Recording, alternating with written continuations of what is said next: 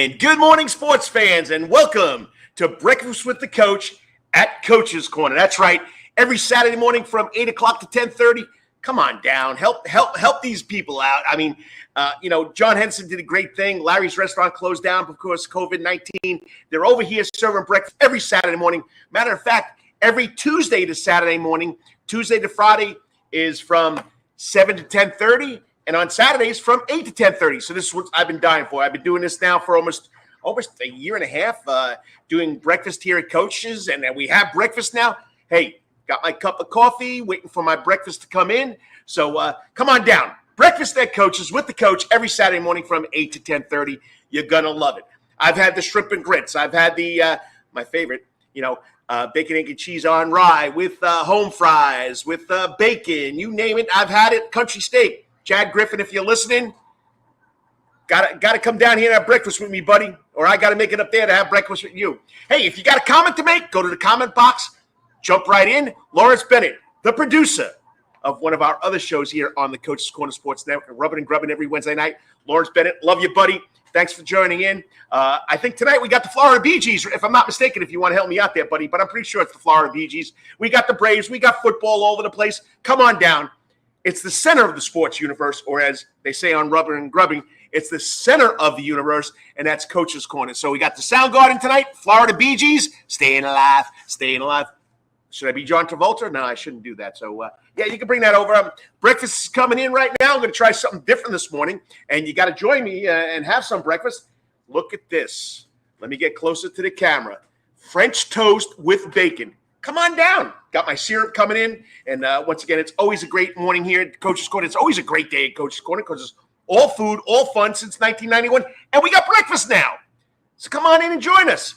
But anyway, got a great lineup for you. Going to start off with highlights. I usually do 3 in a door, but I can't fit it in the 13-minute segment I got here.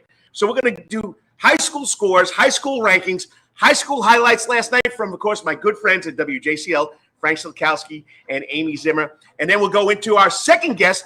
We're going to do this every Saturday morning, roughly about 9:15, picking the winner with a good friend of mine, Stephen Elmo Weeks, the columnist. Okay, he also helps me with the Prep Sports Report with Travis Jadon.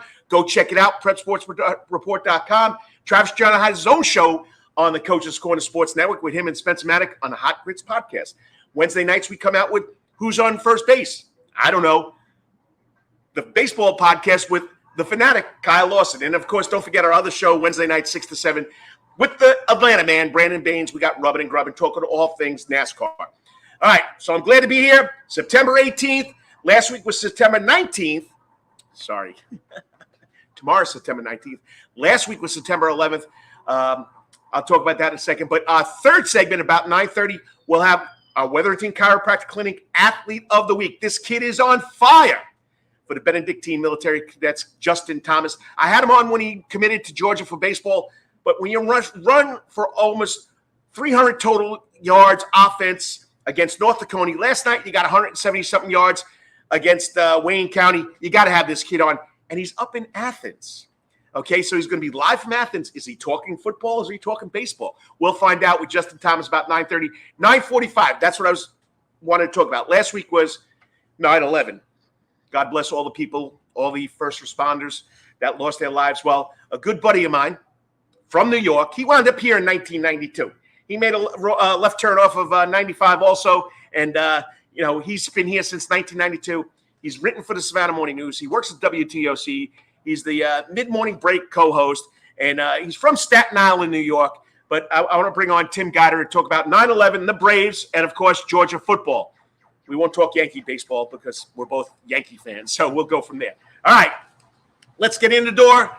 Got a big shout-out to the ladies. Rankings, volleyball. We got some good volleyball. Islands is number 6 in 4A. Arts Academy is number 3 in 3A.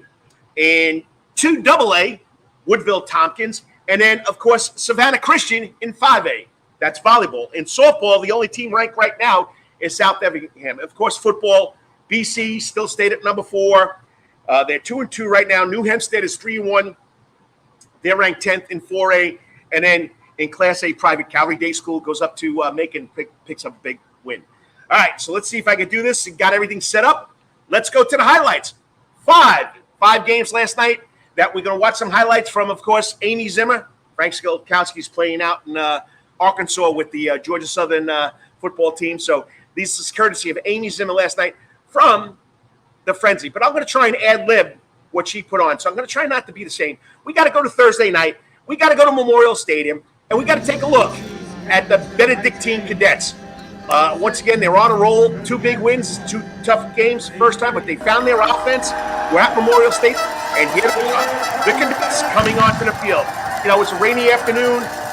Amy said this on our broadcast. She didn't know if it was going to happen. Danny Britt says, Amy, we're playing anyway. It's football. And they're scoring his first touchdown ever. Getting the pigskin from Holden Gurden is running back Lamont Mitchell. Hey, for Wayne County, it's a lay down. Okay? Quarterback Andy Fields, running back Jaden Ross finds up the middle, 55 yards untouched for a touchdown. And this kid doesn't even on defense. Justin Thomas with a big in 6. There he is.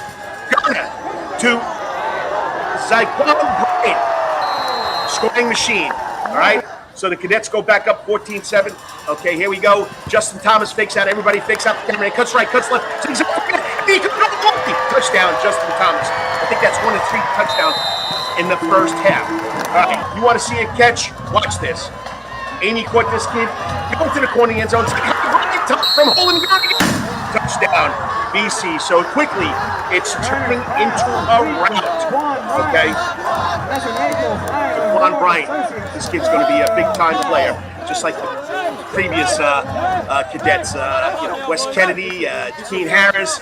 Now we got Zyquan Bryant from Holden Gurden. All right. So it's 21-7, second quarter. Just watch. It was unbelievable. The game winds up to be 51-7. Let me get myself back here on the camera here. 51-7. Next week at Memorial Stadium, we got a big one Friday night. Ware County, with Michael Castellanos, one of the best quarterbacks in the state, versus BC's quarterback, who's one of the best quarterbacks in the state, Holden Gurden, at Memorial Stadium. They're both ranked 5A versus 4A. It's going to be a barn burner out there at Memorial Stadium. All right, let's go cross town. This team has not played a home game yet. This is their home opener. Savannah Christian against Deerfield Windsor.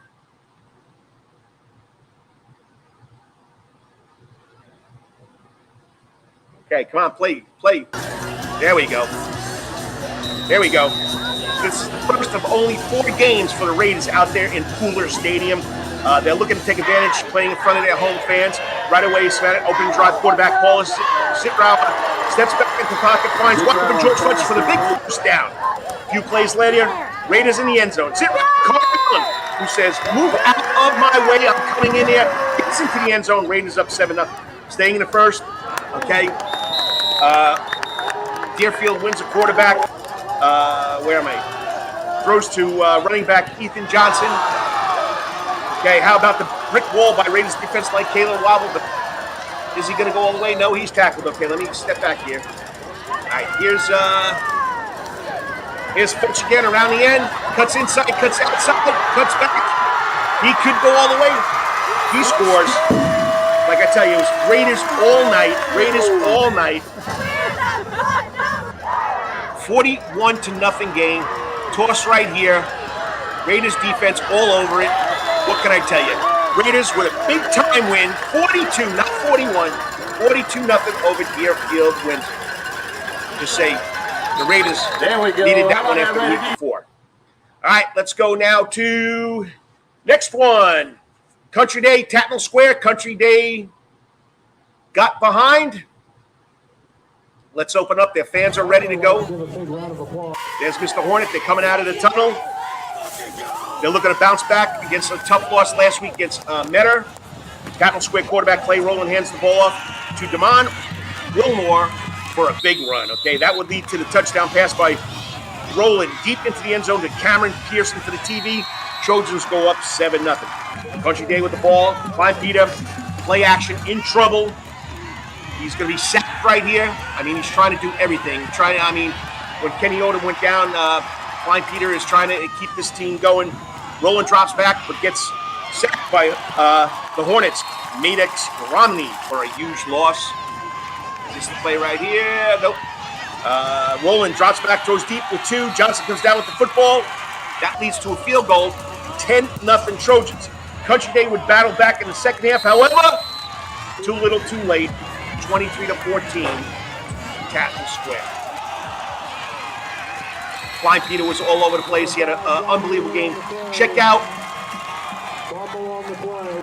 out the Prep Sports Report. Travis John did an early recap last night, early roundup. He did a great job with it, so check it out.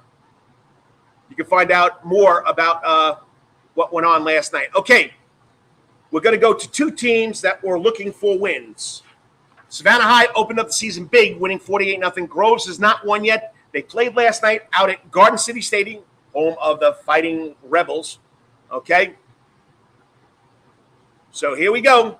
Add to the stream. Savannah High going out to Garden City.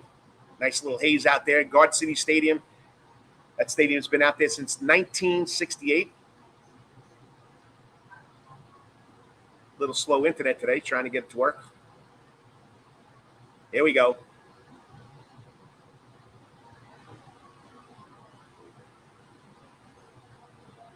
All right, why isn't it playing?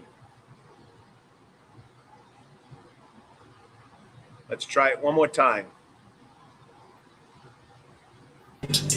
There we go. All right, steamy night at Garden City Stadium. Savannah High taking on Groves. Scoreless entering the second half.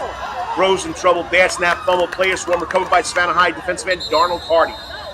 Huge momentum game for the Blue Jackets. However, we're not able to turn it into a score.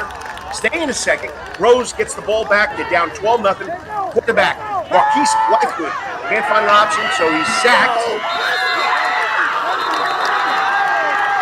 Savannah High quickly capitalizes quarterback DeAndre Goodrow to wide receiver Khalil Polot. Stays on his feet, dives into the end zone. Savannah on the board. 7-0 Blue Jackets. Groves will find enough, however. They're not going to be denied in Garden City. They'll score. They'll make it a 12-6 game, but that's the way it ended, 12-6. All right? Last one. Let's go out to Memorial Stadium. All right, there's the man. Let's get it to work. Here we go. The masked man on the sidelines roaming the field for Windsor Forest. Windsor Forest comes out big. They scored 21 points in the first quarter to jump on Beach 21-0. Little jump pass right there by Mr. Come on, Coach. Come on, Coach. Caballero got the ball. Here he is again, going inside, which lead to Travian Savage punched in. The Knights go up 27-0. Windsor's excited. They're cheering. Second half, same thing. Beach quarterback Jabari Havisham drops back, scrambles, would eventually throw the ball to a receiver for a nice gain. Next play, Havisham drops back, scrambles, and gets sacked and fumbles the ball to the Knight. The Windsor band is going wild. They love it. There's the fumble. And Windsor Forest takes the lead. Okay, it's 27-0 here. They go on to win 27-6. Once again, thank you to Amy Zimmer for getting me these highlights. Once again, I'll start polishing it up. It's tough not being there and not putting these things together to remember what's going on. But once again, big night on high school football. So here's the rundown. Whoops, sorry. Here's the rundown of last night's scores. All right. Week 5 in the books. Well, we still got one more game tonight. Thursday night, we had Benedictine all over Wayne County, 51-7. Islands went down to take on Brunswick, lost 41-6. Last night, Effingham County goes up to Howard High School, wins 27-6. Richmond Hill travels out to Northside Warner Robins, loses 43-7. In 3A, like I told you, Windsor Forest beat Groves 27-6. Savannah High Windsor Forest beats Beach 27-6. Savannah High beats Groves 12-6. In 1A, Bryan County, McIntosh County goes down the road to Darien. McIntosh County 42-0. Calvary stays undefeated. 5-0, baby. 28-21 over First Presbyterian. That was a big matchup because both those teams are ranked in Class 1A private. Deerfield Windsor comes in to take on Savannah Christian. Savannah Christian 42-0. And Tatnall Square comes over to Saunders Fields and beats the home team, the Hornets, 23-14, Savannah Country Day. In Giza, Memorial Day School goes across the bridge to Hardyville, loses 40-6. And then coming back to Daffin Park, St. John's Christian comes in and beats Bethesda 28-7. Tonight, Hilton Head Christian comes into Savannah at Islands Stadium to take on the Jenkins Warriors. So Jenkins comes in at 1-2. So that's all the highlights. That's all the scores. I'll do the rest of the sports in the last segment. We're going to go to a break. I'm going to switch it up here a little. We're going to come back with our Wetherington Chiropractic Clinic after week from Benedictine Military School, Justin Thomas. So stay tuned. 3 minutes, Justin. We'll be right back. I got to thank my sponsors. Remember, you're watching Breakfast at Coach's Corner with the Coach every Saturday morning from 8 to 10:30. Come join us. And it's all part of the Coach's Corner Sports Network. Florida Bee Gees in the Soundgarden tonight. Get your tickets. All time, that's Coach's Corner in Thunderbolt. Coach's Corner has been voted the best in Savannah for 20 years running, and it's no wonder why. Sports, live music, delicious and generous portions of pub food, all for our fans. No matter what the season, there's always a reason to check out Coach's Corner. It's always game time at Coach's Corner. Pick your favorite sport, pick your favorite team, and pick a TV, and Coach's Corner is your place. Coach's Corner is always open for lunch, dinner, and now breakfast, Monday through Friday from 6 a.m. to 10:30. But remember, Coach's Corner still has takeout service. John Harrison and Coach's Corner crew has smoked Boston butts, ribs, and chicken on the grill. You can place your order by calling Coach's Corner at 912-352-2933. That's 912-352-2933. As always, make it a night to remember at Coach's Corner. At Calvary Day School, we want our students to be fully equipped and on the cutting edge of academics, making a difference in our world. Your child will grow academically, physically, socially, and spiritually. At Calvary, it is so good to say we are one school with one mission and one vision: faith, academics, excellence, and building champions through Christ. Calvary Day School, we consider it a privilege to meet with your family personally. Call Philip Lee, Director of Admissions, at 351-2299. That's 351-2299. For over half a century, when it comes to uniforms, sporting goods, or trophies, Thompson's got you covered. From cleats to caps and the best prices on the biggest brands, Under Armour, Adidas, and more. From baseball to soccer, volleyball to softball, and yes, football too. Every season starts at Thompson Sports Shop. From come get equipped at Thompson Sports Shop's new location, 6606 Abercorn Street, Suite 102 in Savannah. Open Monday through Friday from 10 a.m. to 4 p.m. and seasonal on Saturdays. At locally owned Thompson Sporting Goods and Trophies, come see where everyone is. Wetherington Chiropractic Clinic. Your back hurts, another body part hurts all the time. It makes you mad. The pain drives you crazy. You just want to pick something up and throw it across the room? If you can. At the Wetherington Chiropractic Clinic, you get complete chiropractic care and pain relief to help you move better, have a less painful life, and of course, achieve a healthier lifestyle. The Wetherington Chiropractic Clinic is now located at 2 locations in Savannah, Georgia, at 329 Eisenhower Drive and in Pooler at 114 Canal Street, Suite 603. So visit Dr. Bart Wetherington at the Wetherington Chiropractic Clinic for all your chiropractic Yo, you needs. still want some real New York deli and Italian food? Bada bing, bada boom. Rocky's New York Deli and Italian Catering is open at 7630 Skidaway Road in Savannah, Georgia during this social distancing problem. Rocky's New York Deli and Italian Catering will take calls for pickup at 912-354-2914. That's 912-354-2914 on the phone. Kabish. If you want Rocky's New York Deli and Italian Catering goods delivered, go to savtakeout.com, savtakeout.com to place the order. Remember, Rocky's New York Deli and Italian Catering, we ain't New York style, we are New York.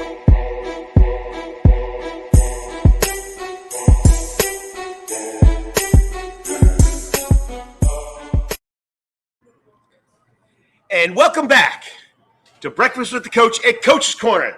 Every Saturday morning, I'm here from 9 o'clock till about 10:15, but breakfast here every Saturday morning from 8 to 10:30. Come join it. Today's little, here's my cup of coffee. Love it. Good taste, okay? And then today, a little different, my wife's favorite, French toast with bacon. Haven't eaten it yet. Got to keep on showing it. Believe me, my mouth waters by the time I get to the end of the show when I can finally eat my breakfast here at Coach's Corner. Well, we're going to move this up a little. Usually we do the Wetherington Chiropractic Clinic of the week in the third segment, but this young man is on the road. He's up in Athens checking out Georgia again. He's already committed to play baseball at Georgia. But maybe Kirby Smart might be talking to him a little bit about some football. But I'm telling you right now, this kid has opened the season big time. 6 touchdowns, I think 3 rushing, 2 receiving, 1 kickoff return. He's doing it all. Well, against North Dakota, this is why he was nominated. Somebody gave me a call and told me, when are you going to have Justin Thomas on? I said, I already had Justin Thomas on, but we had him as a baseball player. So we're doing this as a football player. He rushed for 214 yards 2 weeks ago against North Dakota on 15 carries, a 92-yard scoring scamper, had a 58-yard touchdown catch, okay? He was all world. 294 total yards, missed 300 by 6 yards, okay? Last Thursday night, this past Thursday night, he rushed for 171 yards on 12 first-half carries, scoring on runs of 22, 46, and 10 yards. Joining us now on the Coach's Corner Sports Network, on the Coach's Corner hot seat, BC commit baseball player, football player. He hasn't committed anywhere for football yet, but it's always fun talking to this guy, Justin Thomas. Hey, Justin, thanks for coming on. And I know, you got a lot going on today, but once again, hey, football's starting with a bang, isn't it, buddy? Yes, sir, it is. So, hey, I just want to ask you quickly. First 2 games, really, really tough games. Last 2 games, you guys are gelling. What's been the secret? Probably the hard work we've been putting out of practice. Our leaders have been stepping up a lot and taking over in practice and just having that energy of not losing again. Well, I'm telling you right now, it's been fun watching you guys, whether you're playing the good teams, the really good teams, or where you're playing teams recently. Even Wayne County, has always been a perennial playoff team. North Dakota, same thing. So, you guys are putting it together. So we've talked about the baseball. We're not talking about baseball now because I know baseball has been very, very good to you. You love the game. But now we're having a lot of success with the pigskin. All right? So tell us about Justin Thomas, the football player. When did you start playing, and what's so special about the game to Justin Thomas? I started playing when I was probably around 6 years old. From there, I just fell in love with the game. I've been playing with my friends since I was a kid, and I just fell in love with the game ever since. I'm telling you right now, you're making an impact on the gridiron as you do on the diamond. So you just said your team has gelled together the last 2 weeks. What have you learned about teamwork with this group of guys over the last 4 games? I learned that most of the seniors have that grit that we're not going to lose again. Having that bitter taste from coming a little bit short last year, we all came together and made a decision that's not going to happen again. Now, I know you're the type of player, baseball, football, you're a team player.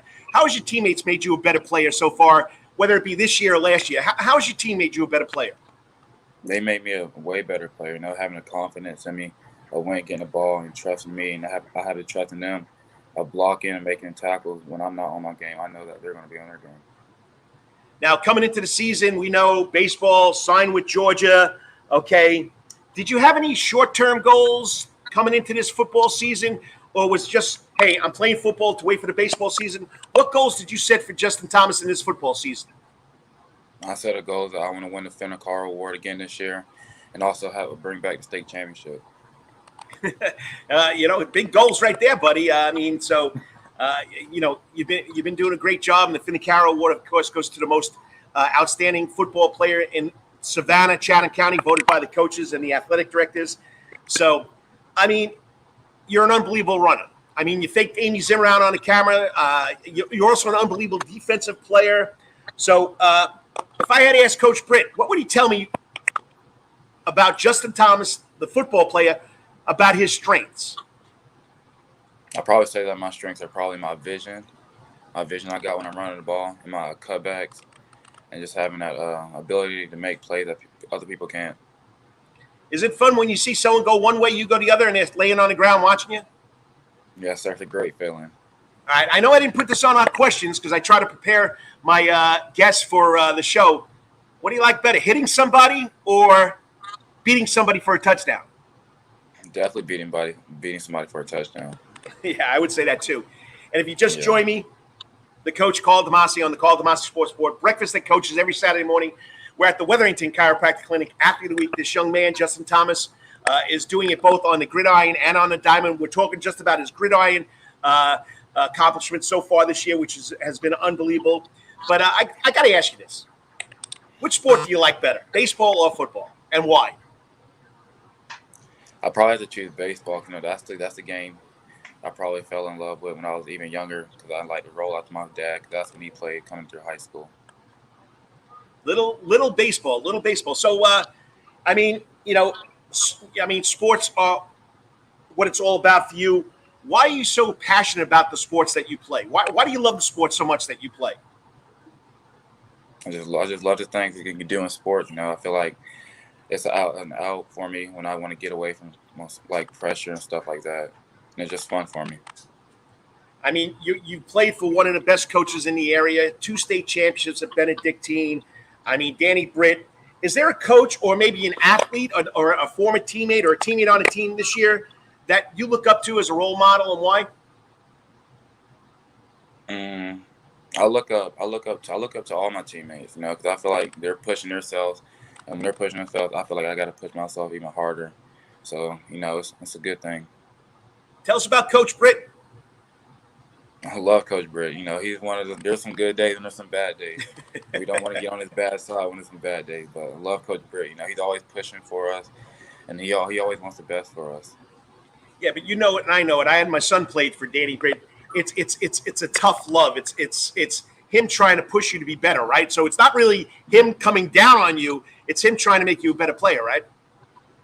Yes, sir. It's all tough love. He always wants the best for us, and he always, for every game, he always tells us that he loves us. And you deal with 2 coaches over there, Farmer and Britt. I don't know how you do it, buddy, because I know it's tough love with those 2 guys, but they'll give you their shirts off their back, and they're both great coaches and great people too. So, all right, almost 300 yards 2 weeks ago against North Laconia. What was the reaction when you found out you almost broke that 300-yard mark in that game? I was surprised. I didn't think I had that many rushing yards, to be honest. I thought I only had about 100, but when they came and told me it was close to 300, I was very surprised. Now we're talking about your football career, okay? Any other special moments besides 2 weeks ago in your football career that stand out to you? Probably my game last year against Jefferson. I feel like that was a huge game for me, even though we came up a little bit short. Playing against Malachi Starks, it was just a fun experience. Yeah, when you're playing against that level of competition, which you could play with, I mean, it's a pretty special moment. It was a great game. I was there. Heartbreaker to lose. Now, do you have time for any other things at BC besides sports, besides baseball and football? Do you have any times? Are there any extracurricular activities that you do over there? Not really. With sports, it's really a tight schedule. After practice and stuff, it'd be kind of late, and I just focus on school and sports. How about ROTC? You involved in that? Yes, sir. I'm involved in ROTC. How do you feel about that? Has it helped you grow as a student athlete? Yes, sir. It has helped me grow. Helped me develop some leadership traits and qualities. It makes me step up being more of a leader to the younger kids that's in ROTC program. Is BC's commission this week or next week? This weekend. So you're going to make it home for it? No, sir. I won't be able to make it home tonight. All right. So you're up at Georgia. All right. You committed for baseball. Anything happen with the pigskin with Kirby Smart and that crew? Not yet, but hopefully we'll find out something by tonight. Hey, I don't know if they've ever done this before. I know there are a lot of kids that come out of Savannah. They play 2 sports, Division II, Division III. You think Division I? I mean, we've had some big players, Bo Jackson, Deion Sanders. You think you might get a shot at playing football and baseball up there? I don't know. We'll see what the future holds for me.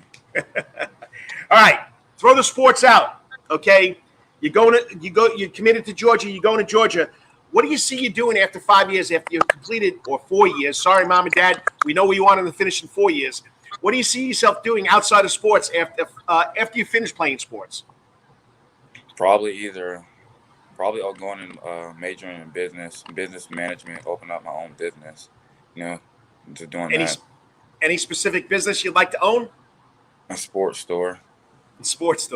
Hey, you can make a lot of money doing that. So once again, Justin, I know you're having a great year. You still got a lot more games to go. Region play is going to come up, and then after the season's over, you'll get ready for a little baseball. So hopefully, chasing those goals, the Finicaro Award, and of course, winning a state championship. Great goals to have. Keep the great work. South Carolina, Georgia, big game. Have you been to a Georgia football game before? No, sir. It's my first one. I'm telling you right now, buddy, it's crazy. It is crazy. My daughter went to Georgia. I've been to plenty of Georgia games. It's something special. And I didn't know. I was at a game when Brad Stewart was up there at a game. He went up there to watch the Bulldogs while he was being recruited. So once again, great job. I'll be following your daughter's season and keep up the great work. And as you say right now, go K-Dets. But remember, you're also going to go Dogs. Yes, sir. Thank you for having me. Hey, enjoy Athens. Have fun. Yes, sir. I will. Once again, unbelievable player, unbelievable athlete, baseball and football. The kid can do it all. I mean, he's a special player. And I wanted to focus on the football because he's really already committed to play baseball at Georgia, and he loves baseball. He just said that's his favorite sport. But you never know what they might offer him tonight. All right, we had to get him out of the way because he got to go take his recruiting tour up there at Athens. He'll get there between the hedges. I think tonight, 7 o'clock against South Carolina. He'll get to watch that. So it'll be pretty special for that young man. This week's Wetherington Chiropractic Clinic Athlete of the Week is Justin Thomas out of Benedictine Military School. I'm going to say this here. If you're watching or you watch the broadcast, if you have an athlete that you feel is the athlete of the week, give me a call. I'll tell you right now, 912-507-9158. 912-507-9158. Tell me who it is. Email me, Karl DeMasi at gmail.com, KDeMasi at prepsportsreport.com, KDeMasi at hotmail.com. I want to get the kids on here that deserve being recognized. And you know what? People throw names at me, and that's how I go get my athletes of the week. Throw me a name. Let's give that kid some recognition. All right, little fun here. We're going to go to a recorded session because this guy's on the road with his kids. He's all over the place. I think he's at a soccer camp today with his daughter. But once again, every Saturday morning, we'll be picking the winners. We'll choose 5 college games, and the columnist, Stephen Elmo Weeks, will give you his pick. You're watching Breakfast at Coach's Corner with the coach every Saturday morning. Come on down. They've still got a lot of food going on. Like I told you, here's the French toast, and the bacon. Okay, here's my Java, cup of coffee. Come join us every Saturday morning. Come support Coach's Corner and Breakfast at Coach's. We'll be right back in 3 minutes with picking the winners. What games did we pick, and is the columnist going to be right? We'll be right back. Dennis Kessler, always love you listening, buddy. Hey, you got a comment? Put it in the comment booth or the comment box, not booth. I'm in the booth. You're in the box, and I'll answer them for you. So once again, we'll be right back in 3 minutes. Got to thank those sponsors. Coach's Corner Sports Network. All time, that's Coach's Corner and Thunderbolt. Coach's Corner has been voted the best in Savannah for 20 years running, and it's no wonder why. Sports, live music, delicious and generous portions of pub food, all for our fans. No matter what the season, there's always a reason to check out Coach's Corner. It's always game time at Coach's Corner. Pick your favorite sport, pick your favorite team, and pick a TV, and Coach's Corner is your place. Coach's Corner is always open for lunch, dinner, and now breakfast, Monday through Friday from 6 a.m. to 10:30. But remember, Coach's Corner still has takeout service. John Harrison and Coach's Corner crew has smoked Boston butts, ribs, and chicken on the grill. You can place your order by calling Coach's Corner at 912-352-2933. That's 912-352-2933. As always, make it a night to remember at Coach's Corner. At Calvary Day School, we want our students to be fully equipped and on the cutting edge of academics, making a difference in our world. Your child will grow academically, physically, socially, and spiritually. At Calvary, it is so good to say we are one school with one mission and one vision: faith, academics, excellence, and building champions through Christ. Calvary Day School would consider it a privilege to meet with your family personally. Call Philip Lee, Director of Admissions, at 351-2299. That's 351-2299. For over half a century, when it comes to uniforms, sporting goods, or trophies, Thompson's got you covered. From cleats to caps and best prices on the biggest brands, Under Armour, Adidas, and more. From baseball to soccer, volleyball to softball, and yes, football too. Every season starts at Thompson Sports Shop. From cutting and equipped at Thompson Sports Shop's new location, 6606 Abercorn Street, Suite 102 in Savannah. Open Monday through Friday from 10 a.m. to 4 p.m. and seasonal on Saturdays. At locally owned Thompson Sporting Goods and Trophies, Come see where everyone is. Wetherington Chiropractic Clinic. Your back hurts, another body part hurts all the time. It makes you mad. The pain drives you crazy. You just want to pick something up and throw it across the room. If you can, at the Wetherington Chiropractic Clinic, you get complete chiropractic care and pain relief to help you move better, have a less painful life, and of course, achieve a healthier lifestyle. The Wetherington Chiropractic Clinic is now located at 2 locations in Savannah, Georgia, at 329 Eisenhower Drive and in Pooler at 114 Canal Street, Suite 603. So visit Dr. Bart Wetherington at the Wetherington Chiropractic Clinic for all your chiropractic Yo, you needs. still want some real New York deli and Italian food? Bada bing, bada boom. Rocky's New York Deli and Italian Catering is open at 7630 Skidaway Road in Savannah, Georgia during this social distancing problem. Rocky's New York Deli and Italian Catering will take calls for pickup at 912-354-2914. That's 912-354-2914 on the phone. Kabish. If you want Rocky's New York Deli and Italian Catering goods delivered, go to savtakeout.com, savtakeout.com to place the order. Remember, Rocky's New York Deli and Italian Catering, we ain't New York style, we are New York.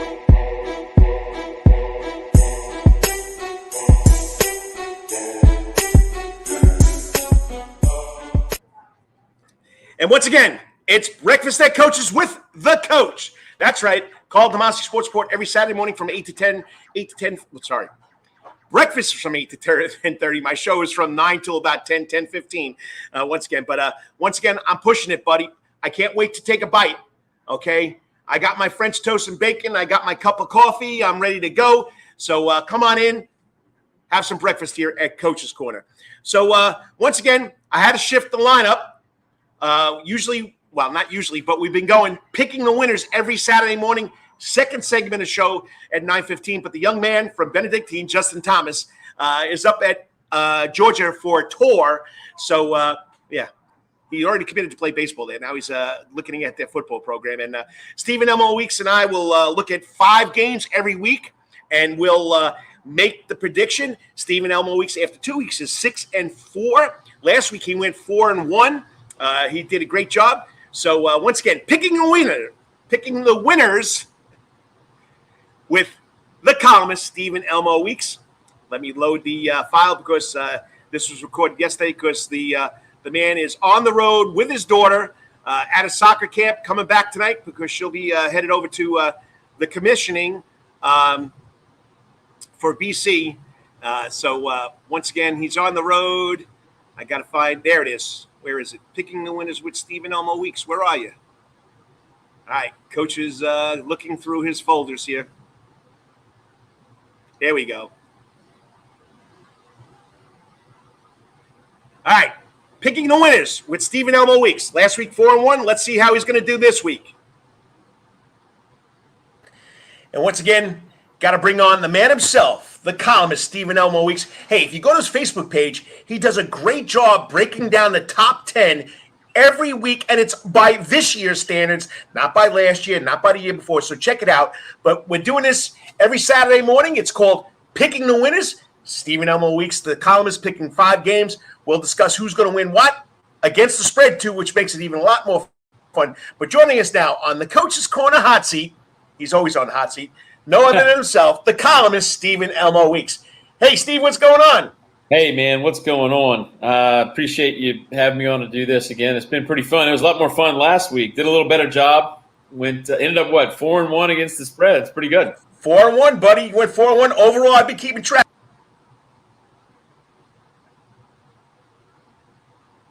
You're 6-4 so far in the 2 weeks we've done this. We're in week 3. There are a lot of big games going on. Some of the games you are not picking in, but I mean, it's just going to be a lot of fun. So, but first of all, what do you think about Stetson Bennett coming off the bench and throwing 5 touchdowns against a team, UAB, which we both thought was better than what they really were? Yeah, I didn't see it coming. I really felt like that if Stetson played, Georgia would struggle.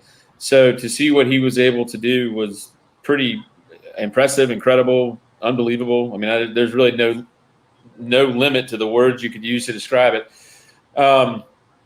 If that's how Stetson's going to play, then I guess we're okay.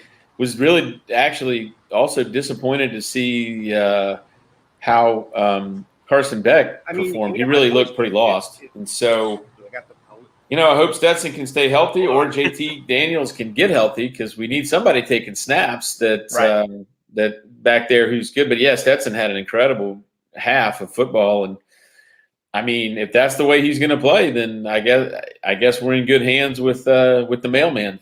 Well, he made Kirby Smart look smart. That's all I got to say. Yeah. So that was a surprise.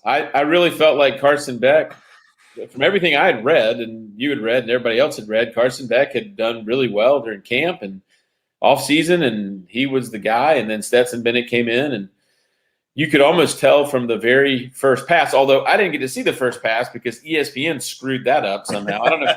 How do you take the number 2 team in the country and put them exclusively on an app? What is that all about? ESPN has, progressively gotten dumber and dumber as the years have gone on. Anyway, Stetson Bennett looked great from the first snap throughout the game. So we'll see. I mean, South Carolina tomorrow, quite frankly, they're not very good. Yeah. And so I think Georgia's favored by 30 or something like that. And 31 points last time I looked. I think it's just Georgia just decides how many points they want to score, and then they do that. South Carolina really is a pretty down this year. It's unfortunate. You hate to see that for an SEC East rival, but they're pretty bad. All right, here we go. Picking the winners. 5 games. The first one kicking off, West Virginia and the Hokies. Virginia Tech, hey, this is a rivalry that's been renewed. They haven't played since 2017. They've started this rivalry in 1912. Yep. I mean, it's always a border war when you get Virginia and West Virginia. They used to burn couches after this game in Blacksburg and in West Virginia, and then up in Blacksburg, Virginia. So there's a stat out there. I don't exactly know what it is, but anytime an unranked team is favored over a ranked team, take the unranked team. So we're going to take West Virginia at home -2.5 over Virginia Tech. I know Virginia Tech played very well and beat North Carolina. I think that has a lot more to do with North Carolina not being very good. And I think West Virginia at home, hopefully they won't burn couches after they win, but I think West Virginia is going to get the W here. Well, and don't forget, you like the local kids for West Virginia. That's Winston Wright at Memorial Day School. Yep. The kid is lighting it up on special teams, returning punts, kickoffs all over the place. The kid is electrifying, and we could say that he comes from the Savannah area. Then you got Sam Brown out of New Hampstead. You got Sam James out of Richmond Hill. You got a lot of flavor there for West Virginia from the 912 area. Man, that's a good point, man. And I think Winston's got some wheels now. If he gets loose, nobody's going to catch him. So hopefully he has a big game, and the Mountaineers take care of business. All right, Alabama against the Gators. Alabama, big 14.5-point favorites. Florida Gators. Yeah. I mean, I don't know yet. I just think Alabama is too strong for everybody. So here's what I look at this. Normally you would say never take a road team, giving this many points. But I think, again, I just don't think Florida's very good.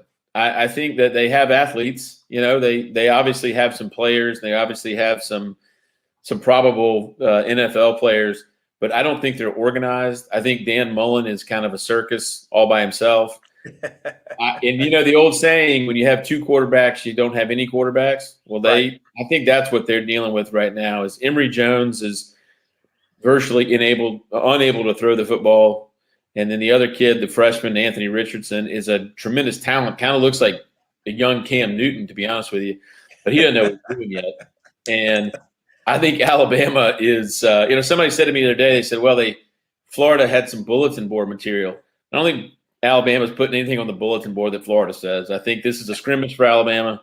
They go into the swamp, and I think they'll just name the number they want to put on the board, and it'll be over when Alabama decides it's over. In other words, so I'm going to tell you, take Alabama, give the 14.5, and I think they cover it whenever they feel like covering it.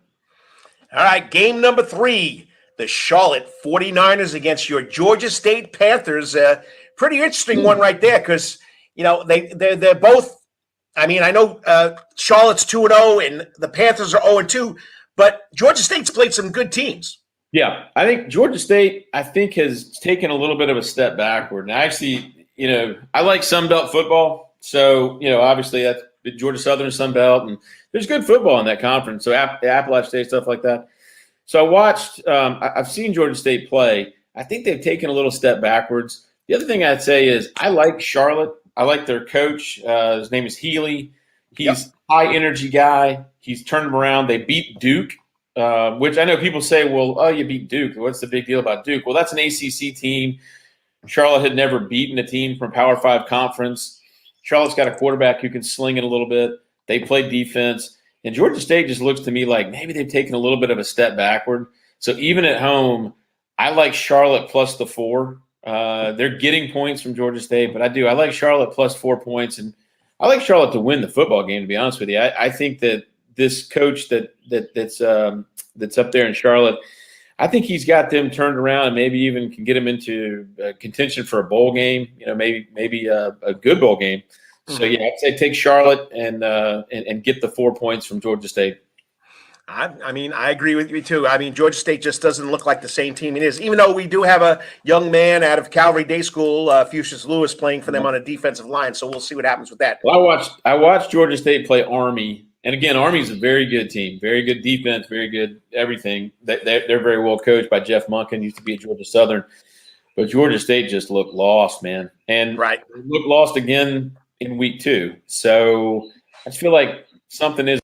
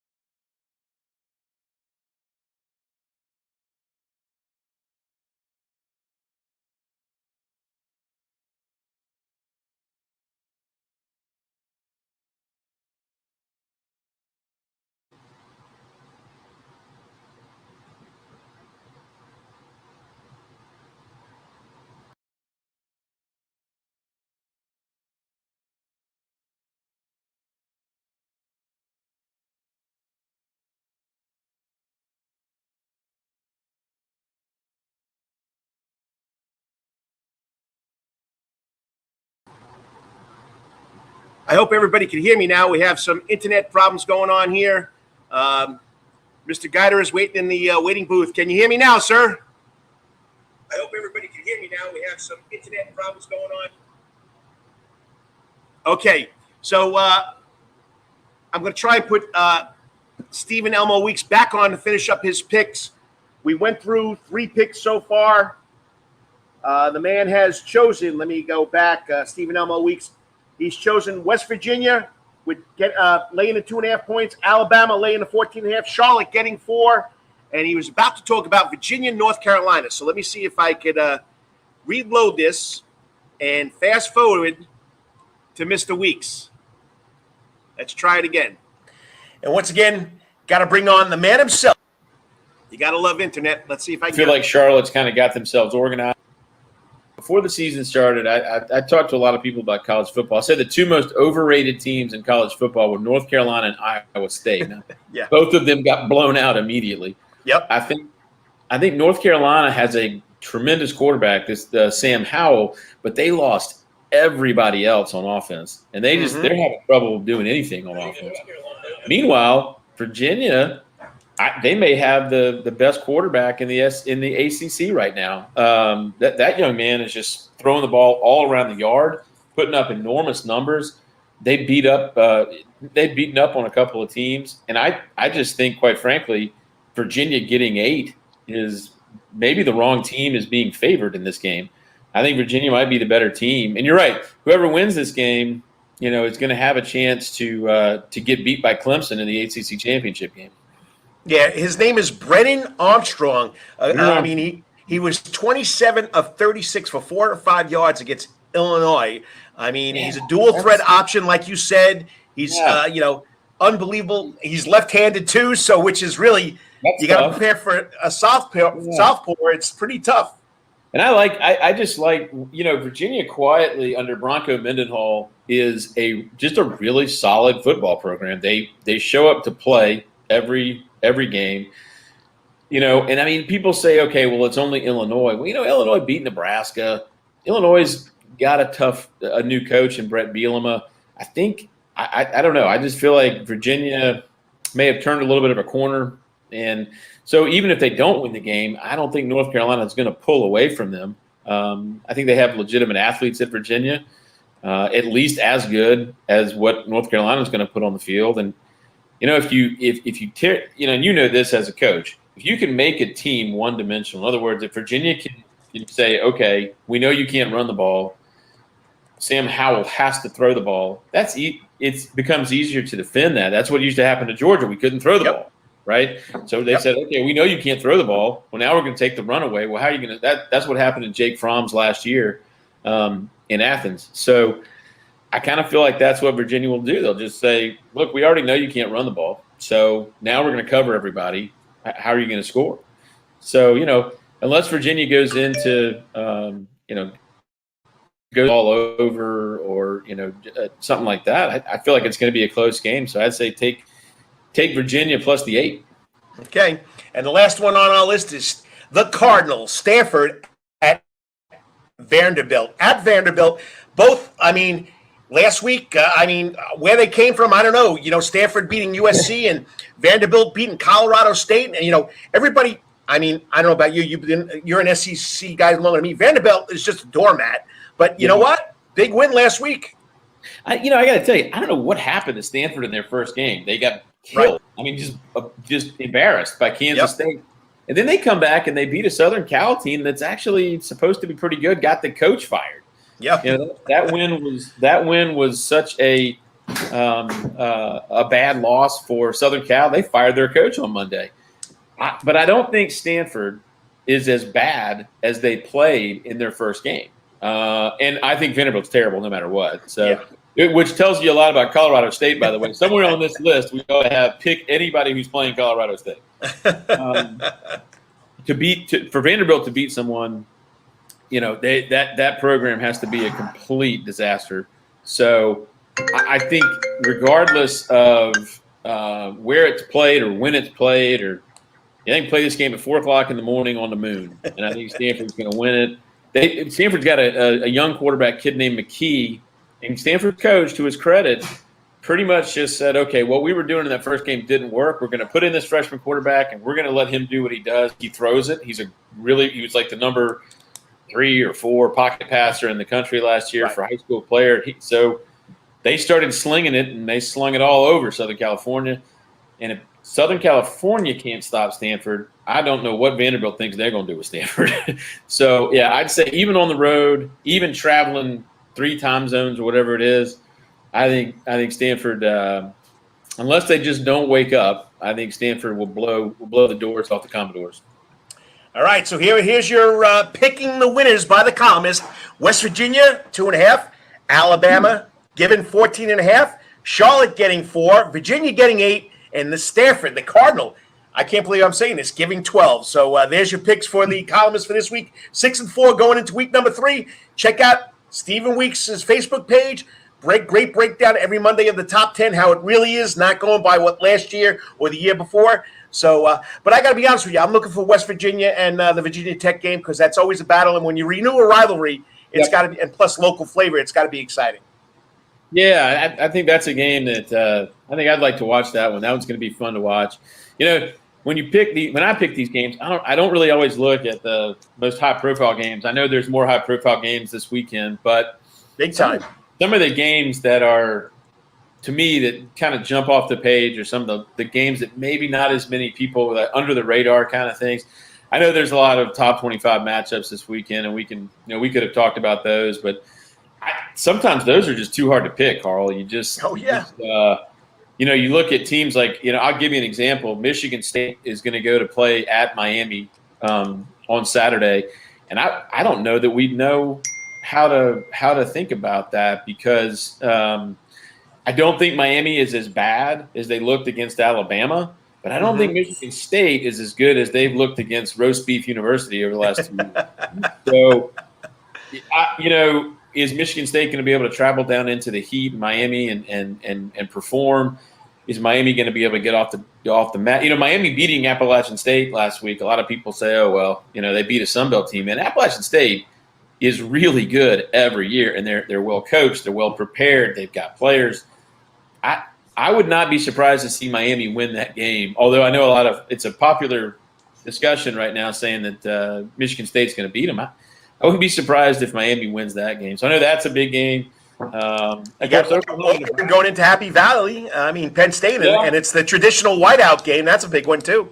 Well, I'll be honest with you, man. I don't know that I'd pick it as one of my official picks. One thing I've learned over the course of my life is don't pick against the SEC against other conferences. Right. So I think people are thinking, okay, Auburn has a new coach and Bo Nix hasn't been very good on the road and all this other stuff. I'm pretty sure Auburn's got better players than Penn State. And last I checked, if you have better players than the other team, most of the time you have a chance to win. So I would actually think Auburn will win that football game. And I watched Penn State play Wisconsin, and Penn State almost doesn't really play offense. They just sort of do the best they can to keep the ball in the middle of the field until the other team makes a mistake. Yep. Wisconsin went up and down the field on them. They got inside the 20, I think, 6 or 7 times. They fumbled twice. They missed 2 field goals. So I think a lot of people are putting a lot of credit or a lot of credibility on Penn State because of that win. I think Wisconsin outplayed them, actually. Yes. So to me, I think Auburn probably wins that game based upon just having better players. And look, that guy Brian Harsin, he came from Boise State, but he put together maybe the best staff in the SEC right now. He's got like 3 former SEC head coaches on his staff. I don't know. I feel like they're actually starting to worry me as a Georgia fan. They're actually looking a little too good. It could be interesting later on. So once again, every Saturday morning, first thing off the block, out of the block, we'll go with picking winners with the columnist, Stephen Elmo Weeks. Have a great weekend. I know you got to run around and do a lot of stuff, and it's going to keep you busy. I was there once before, so I wish I could have those days back. But enjoy them. I will. Thank you very much, and everybody have a great weekend. Go Dogs.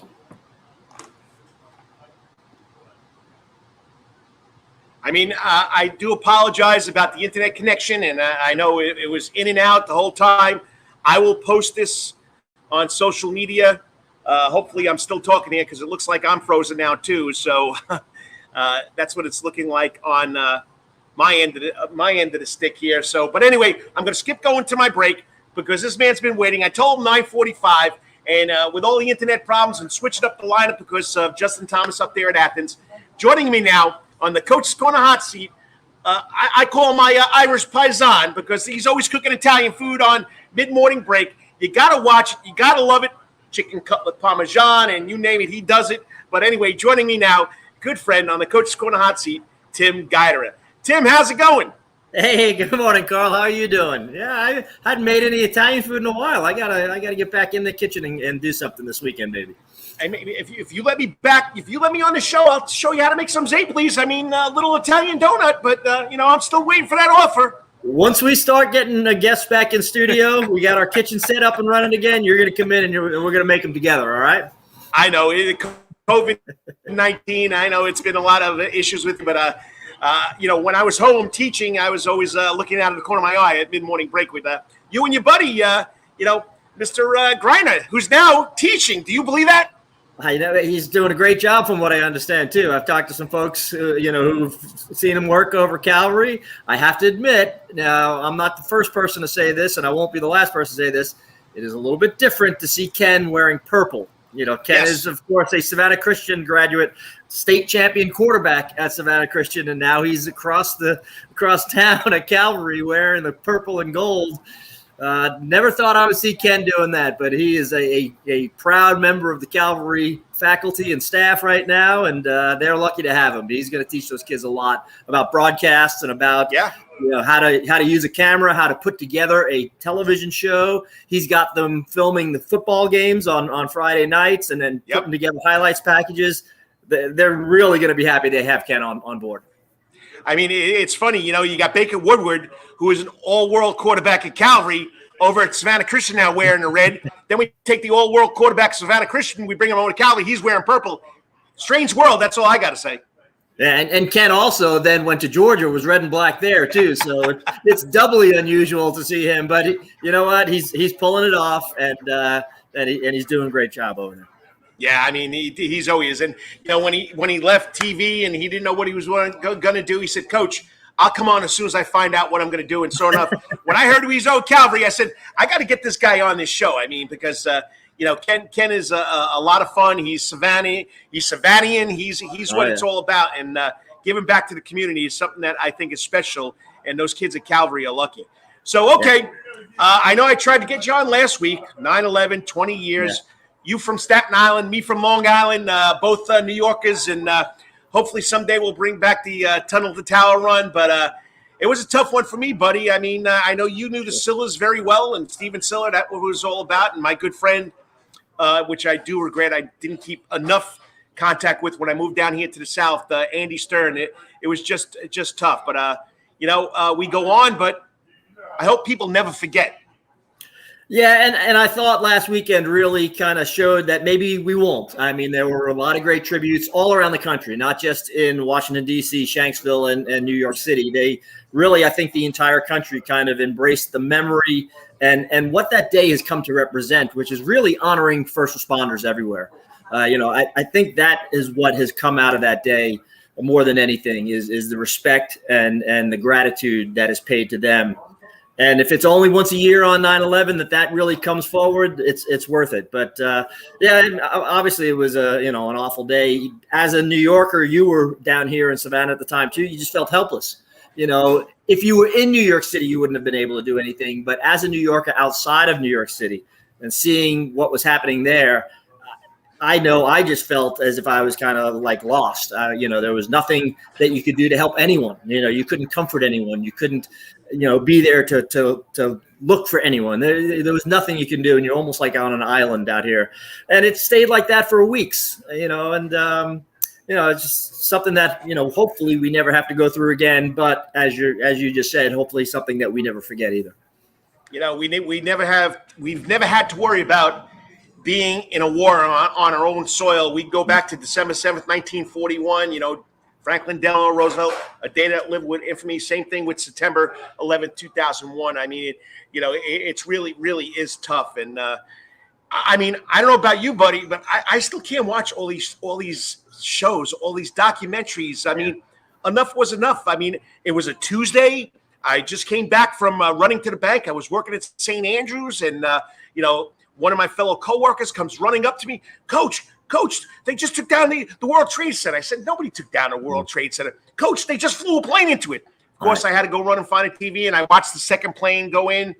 And then, of course, I had a brother who is a courier up in New York, so he goes from the airport to the city, so I couldn't find him the whole day. And then thinking about all the people that I might have known that were in that building, I just can't watch it again. I really can't watch it again. I got myself Netflix has got a documentary. I got myself to go to episode number 3 because my friend Andy Stern, his sister, was one of the ones on just to see her do that again. I mean, it was just I don't know, just a tough one for me. And I know Jane Grisman does a great job. Humphrey being from Rockville Center, another Long Island person. It's I don't know. It's just I don't know. I'll get over it someday. Yeah, maybe we will. I don't expect to, but I was with you. Like in the week leading up to it, I thought I would watch some of that stuff, And I watched maybe one show, and I was like, you know what, that's enough. I don't need to see all of that again, because it's the same stuff. It hasn't changed in 20 years. It's the same agony that you're watching. Right. And last Saturday, I happened to be away on a golf trip with friends of mine. All of us grew up together in Staten Island. They were all much closer to it than I was, and so on the off chance that something came on the TV about 9/11 while we were together, all of a sudden this room of 10 guys that are just having a good time and laughing the whole weekend got very quiet. And it just, we tried to avoid it as much as we could while still paying respect, while still honoring the memory. We had, a dear friend of ours was a New York City police officer, responded. He was on the pile for a month, and he subsequently passed away from cancer that he contracted, down at Ground Zero. We lost him 5 years ago. A dear friend of ours, Chris Strucker, who, isn't with us anymore. But, that's the kind of the thing that we take away from that. The group that I was with last week is, we lost somebody incredibly close to us. We all had people close to us in the building. My brother got off the bus on the way to New York City, into Manhattan, and the second plane flew over his head, into the building. And he had to get out of New York City that day. And I was with him probably on the 8th or so, the week before, a couple of days before. And he said, I'm not going to have the TV on the 11th. He says, it's either I turn the TV off or I spend the day crying. And, so there are people who were closest to it. While they want to remember the anniversary and they want to acknowledge it and pay respect, they don't want to relive it. No. So, all right. Well, God bless and all the first responders and everybody else. It was a day that we'll never forget, and we'll honor them forever. And one thing I want to mention, you mentioned Tunnel Towers, which, hopefully we won't get a Tunnel Towers race on that weekend anymore because we were canceled 3 years out of 4, twice for hurricanes, 1 for COVID. And it just seems like, we always tried to have it the Saturday closest to September 11th before. Right. And that time slot is just not going to work for us. But I'm toying with the idea of maybe trying to start a stair climb in the spring, nice. Something like that. And also Bluffton is taking over the Tunnel Towers race. They're going to start it. They're going to do it in Bluffton. Nice. Yeah, Bluffton Fire was always one of our biggest supporters, along with Dick Ekberg, who was just wonderful to us. He was our honorary chair and a very generous person to Tunnel Towers. But Bluffton Fire was always a big fundraiser. They always raised a lot of money for us, and they won the Siller Cup team competition every year we had it. So they it's important to them too, and they're going to do it. I'm going to meet with them in the next week and kind of discuss some details with what they're going to do, and I'll get word out about that. But I think I'm going to volunteer with them too. I don't want to be completely detached from it. I want to be involved somehow. Right. So I'm going to get in touch with them and see where it goes. They're going to do it in November though. It's not going to be on September 11th weekend or even in September. But they're still going to have it, and they're still going to raise money for the Siller Foundation. I talked to Frank. He did his walk. I don't know if you know about that, from Washington, D.C. to Shanksville to Ground Zero. He arrived in downtown Manhattan on September 11th, and that's how it ended. 550 miles, raised money, raised awareness, and it was really cool what he did. He had people walking with him every step of the way. He had 30 New York City firefighters with him almost every day, and he would break his walk up. He'd walk about 10 to 15 miles a day, and he would do some in the morning, some in the evening. And he said, when I finished my morning walk, the firefighters, who love to cook, of course, would have brunch ready for me. And then when I finished my evening walk, they would have dinner ready for me. He said, I'm the only guy who's going to walk 550 miles and gain weight. Yeah. So unbelievable. And if you're just tuning in, it's the Karl DeMasi Sports Report, Breakfast with the Coach at Coach's Corner every Saturday morning from 9 to about 10:15, 10:30. And once again, come try some. It's really good food. It's 8 to 11 now here at breakfast on Saturday mornings. During the week, it's 7 to 10:30. So come try it out. And I'm talking to my good friend, WTOC mid-morning break man himself, Tim Guidera, another New Yorker that we found Savannah, and we love it. We're not going anywhere. This is home now for us. So, all right, let's get to the other hat that you love to wear. I know you like cooking and you like talking about things going on in Savannah, Georgia, but you're a sports fanatic. You came down here. You saw the columnist before you. You were the original golf columnist that Savannah Morning News. Then Stephen Weeks took it over when you decided to be that TV guy. So we'll get to the sports. I know you and I are love with sports. We're sports fanatics, but we're baseball purists. This is crazy. I mean, I love the wild card. You never would have thought the wild card would be a big deal. But there's so many scenarios this year for that wild card game. I mean, it's a lot of fun, Tim. You know, I'm with you, a purist, traditionalist. And when all these moves were first made, I hated them. I'm like, me too. Just keep things the way they are. The season be over right now. If there would be nothing to think about. Well, I guess the Braves are only 2 games up in the NL East, but the AL East would have been over a month ago. Because nobody's catching the Rays. But those other 3 teams are playing for 2 playoff positions. So yeah, it's really exciting, and the NL wild card is just as exciting. So it's and I've always said the best baseball is playoff baseball, and you're getting more of that now. We're getting more rounds. I think eventually this 1-game play-in might become a 3-game play-in or something like that, extended even further. We might add another wild card here at some point. So just keep adding playoff baseball. Sure, it dilutes the final pool a little bit, and it gives you the likelihood of not having the best team win the championship, which we see a lot in the NBA. We see a lot in hockey. These playoffs that have large pools, 16 teams making it.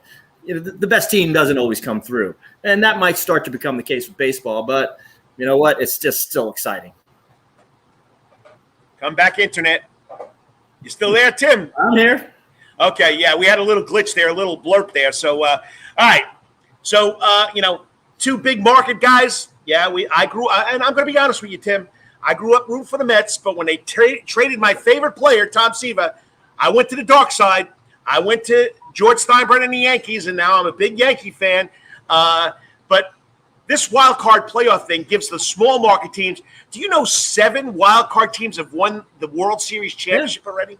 Yeah, I know. It really opens the things up. I mean, it's why now that's going to be harder though if you got to play in. If you're the number 1 wild card and you can just sit back, But how about the tiebreaker in the AL this year, where the 3 teams will have to play playing games to get to the playing game. So what 2 teams will play off on one day. The winner advances into the wild card game. The loser plays the 3rd team, and then the winner of that game advances in. So you might have a team playing 3 wild card playing games. So by the time if that team then does win the wild card game, by the time they get to the ALDS, they're using their 4th starter for game 1. It's crazy, but it's like Abbott and Costello. Who's on first base? I don't know. Who's going to be in a wild card playoff? I don't know. It's just crazy. So now going to the Braves. I mean, last week when I did my show, they were 4.5 games up. Now they're 2. They're on a West Coast swing, playing probably the biggest surprise in baseball this year. Besides the Blue Jays, the Giants. Yeah. They lost another tough one last night. They come back. They score 3 runs in the top of the 9th, give up a home run in the bottom of the 9th for the Giants to tie it, and then the Giants won in extra innings. I mean, it's just crazy. Yeah, that's almost as frustrating as the game Thursday night that the Yankees lost, where they gave up the tying run on a wild pitch with 2 outs and 2 strikes in the 9th, and then lose it in the 11th, but the 10th, I guess. But yeah, the Braves. The Braves have gone so many different directions this year. I mean, the night Ronald Acuna got hurt, I told 5 people the Mets just won the East because the Phillies were terrible at that point. I didn't see them bouncing back. I didn't see the Braves kind of being able to recover from that. And the Mets looked like they were pretty capable at the time. They weren't playing great baseball. They still were not. They were not scoring runs. DeGrom was very good, obviously, at that point, and the other starters were giving them good innings. But they weren't a powerhouse. But it looked like they were going to win that division by default. And then, of course, the Mets just fall apart. And then the Braves looked like they had everything under control. And now, what do we got? 14 games left? 14 games left, and we're sweating it out. And they're trying to hold on with everything they got. So we'll see what happens with that. But, and I know it. I mean, in today's baseball game, if you don't have a bullpen that can do the job for you, you're in trouble. I mean, what was it last year? They were 5 outs away from making it to the World Series. And then the next game they came out and they got blown out. So, the bullpen is the biggest thing for me. So we'll see what happens with that. All right, let's turn the other hat now. You're a big Georgia Bulldog guy. You've been going up there for the games. Now your kids are up there. You know, I got to ask you this question. You've been watching Georgia football as a little longer than I have because you've been down here longer. But I've been following Georgia. I mean, they broke my heart in 1980, okay? So, you know, yeah. All right. So, but I just can't fathom. Everybody says this is the greatest defensive team they've put together up there in Athens. I don't see it yet. I mean, I don't know why these people are getting so excited. I still say it. The Clemson game lost all their top players from the year before on offense. I mean, we got South Carolina today. We're 31-point favorites, but I just don't understand how they can say this is the greatest defensive team ever. I'm with you. I mean, I think everybody is kind of getting a little bit carried away a little too early. I mean, the Clemson win maybe was the best season opening victory for Georgia ever. I don't know the history that well to be able to make that statement, but this defense is absolutely the real deal. And they, I think, are probably the best defense in the country, but Georgia's had a lot of good defense over the years. Georgia's had a lot of good defensive players over the years. To automatically say this is the best, I think disrespects some of the Irk Russell defenses, disrespects some of the defenses that Mark Richt had in his tenure there with Thomas Davis and you know, guys like that were just fantastic players and units. So while this defense has an absolute chance to be special and maybe be historic for Georgia, I'm going to wait until they play somebody, start playing conference games and get deep into the schedule and have to deal with injuries and different no-look offenses, different look offenses before saying that, they are far and away the best Georgia's ever had. Well, it's a lot of fun, Tim. I know I kept you a little longer than we should because you and I could sit down and probably do a 5-hour show about sports and life and all that. So, once again, I appreciate you taking the time, and I'm glad you got together with your buddies last weekend for the 9/11 weekend. So, once again, we'll see what happens. And I'm going to ask you this. If the Yankees do make that wild card game, we got to meet here and watch it together. Absolutely. I'm for that. In fact, the next time that we do this, I'm going to come down and sit at coaches with you, and we won't do it over the computer. I'll sit right next to you and try that coach's breakfast that I've been trying to get down there to have for a while. And we'll get John. We'll twist John's arm because you were the first guest on the, the 19th hole show with the Herb brothers. Oh, that's right. Yeah. So, well, now one thing about the Yankees, Carl, is 2 weeks ago, first week of college football season, 1:00, I'm sitting here watching a baseball game because the Yankees were on national television. They get no hit into the 7th by the Orioles. So today the Yankees are on at 1:00 against the Indians. College football all over TV. I might skip the Yankee game today. I hear you. A lot of big games today. And I appreciate it. Enjoyed it. We'll get together, and I'll call you. We'll set it up where you come in and watch that. And like I said, hopefully I would love to see the Yankees Red Sox for that playoff game. But it'll be a lot of fun. Yeah. And then, when we're down there, coaches, we'll go in the kitchen and make Zeppelis. How's that? I think John will let us do that. Have a good one. Good. All right, buddy. Great seeing you. Bye. Tim Guidera. He's been here since 1992. He does a great job. TV, newspaper, special features. He loves the area. He is a sports guy through and through, and he loves what he's doing. Now he's a chef, but once again, always love talking to Tim. I tried to get him on the show for last week for 9/11, but we got his point of view at the beginning of the show. All right, I got to thank my sponsors. Then I'll come back and make it quick. I'll give you my 3 videos. We'll get out the door, and remember, it's the coach at Coach's Corner. Come have breakfast with the coach at Coach's Corner every Saturday from 8 to 11 now, I heard. And Tuesday through Friday from 7 to 10:30. So I'll be right back. I need a break. We're at Coach's Corner because the Karl DeMasi Sports Corner is all part of the Coach's Corner Sports Network. Be right back in 3 minutes. All time, that's Coach's Corner and Thunderbolt. Coach's Corner has been voted the best in Savannah for 20 years running, and it's no wonder why. Sports, live music, delicious and generous portions of pub food, all for our fans. No matter what the season, there's always a reason to check out Coach's Corner. It's always game time at Coach's Corner. Pick your favorite sport, pick your favorite team, and pick a TV, and Coach's Corner is your place. Coach's Corner is always open for lunch, dinner, and now breakfast, Monday through Friday from 6 a.m. to 10:30. But remember, Coach's Corner still has takeout service. John Harrison and Coach's Corner crew has smoked Boston butts, ribs, and chicken on the grill. You can place your order by calling Coach's Corner at 912-352-2933. That's 912-352-2933. As always, make it a night to remember at Coach's Corner.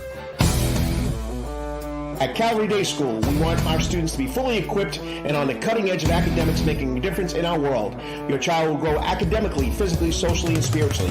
At Calvary, it is so good to say we are one school with one mission and one vision: faith, academics, excellence, and building champions through Christ. Calvary Day School would consider it a privilege to meet with your family personally.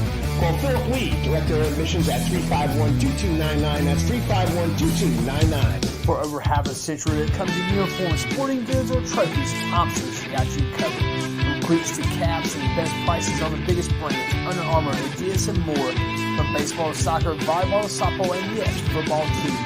Every season starts at Thompson Sports Shop.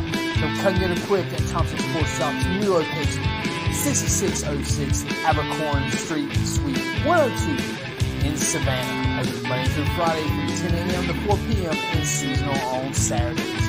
At locally owned Thompson Sporting Goods and Trophies, come see where everyone is. Wetherington Chiropractic Clinic. Your back hurts, another body part hurts all the time. It makes you mad. The pain drives you crazy. You just want to pick something up and throw it across the room? If you can.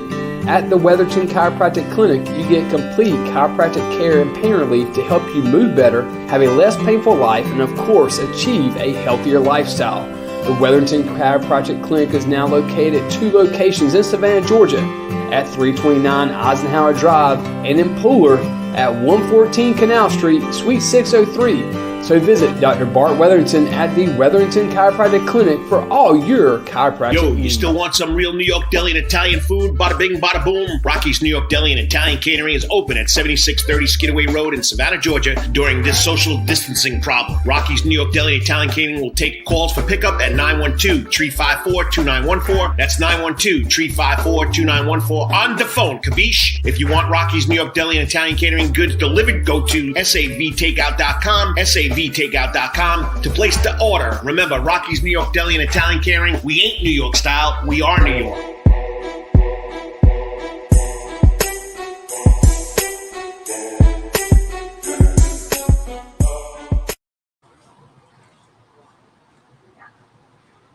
And welcome back to the Karl DeMasi Sports Report. It's the coach, Karl DeMasi, wrapping this one out, 3 steps out the door. I know I didn't get to all the scores and news and notes I wanted to. I only spent about 5 hours doing it, but I got to end this quick. It's been a great show. Got to thank my guest, of course, Stephen Elmo Weeks with picking the winners, the Wetherington Chiropractic Clinic Athlete of the Week, Justin Thomas. I'm just finishing up this right here, so hang in there with me. It's always a lot of fun trying to get the internet to work here, so hang in there. I'm hanging in there. And we'll go from there. But just to let you know, college football, I didn't get to it. Remember, we got a lot of games going on tonight. Georgia Tech is at Clemson at 3:30. Georgia Southern's at Arkansas at 4 o'clock. Benedict College is at Savannah State. First SIAC game for the Tigers. Benedict comes in 2-0. I'll be doing the color on Flow Sports on the Black College Network, so join us. That's at 6 o'clock. South Carolina at Georgia at 7. And Charlotte takes on Georgia State in the ATL at 7 p.m. All right. I always go 3 out the door, my 3 favorite videos from the week, and I got some good ones for you because they're the local kids. So let me tee up the first one. Okay. Of course, I've been following this kid all year long like you have. He's been unbelievable. Winston Wright did it again last week against the Long Island University Bluebirds, and he takes it to the house. Here you go. We go in week 2. Here comes Winston Wright from the 11. That's a good scene. Winston Wright down the chute. Winston Wright is gone. What a start. Touchdown, West Virginia.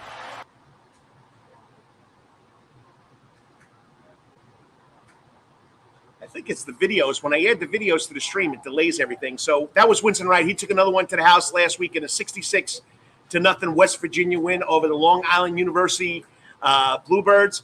Let's see if I can get the next one up. All right, we're going to go with Zaquan Bryant's great catch last night from Connor Delpreet out of WSAV. If you didn't catch it, this was Thursday night. Holding Gurner throws it to the corner of the end zone, and Bryant works his magic again. And I think it has to do with playing the videos that it's not working right.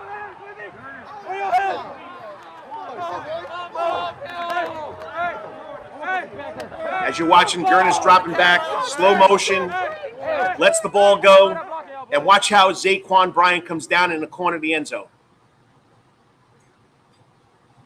So I think that's been the problem today, is running those extra videos.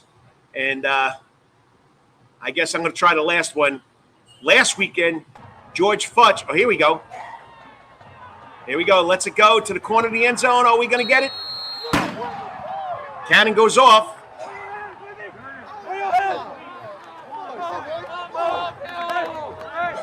Watch how Mr. Bryant gets those feet down in there. So there's the catch. He climbs the ladder. That 1 foot has to come down in. We're watching it slow motion. His hand goes down. Touchdown. Great catch by Zaquan Bryant.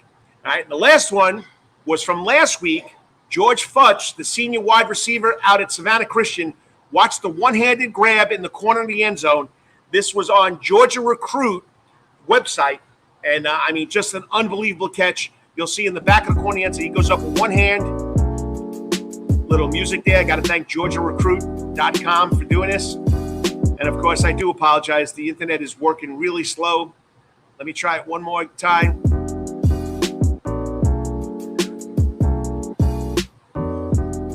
In the top part of your corner, in the top part of the left part of the screen.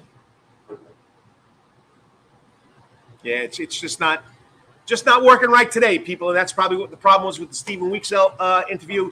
The adding the video files to the show was not working smoothly, but I do apologize. I'll get that up. I'll put it on YouTube. I'll put it on social media so you can watch it. Once again, thank you for joining me. It's the coach, Karl DeMasi.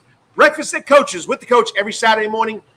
Breakfast here is from 8 to 11 on Saturday, Tuesday through Friday, 7 to 10:30.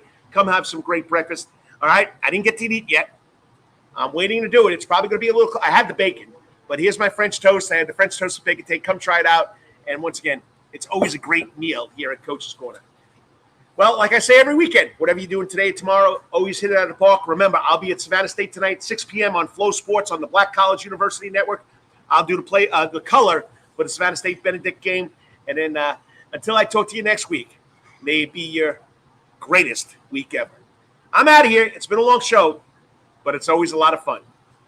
Once again, it's all food, all fun at Coach's Corner since 1991. God bless. Talk to you later.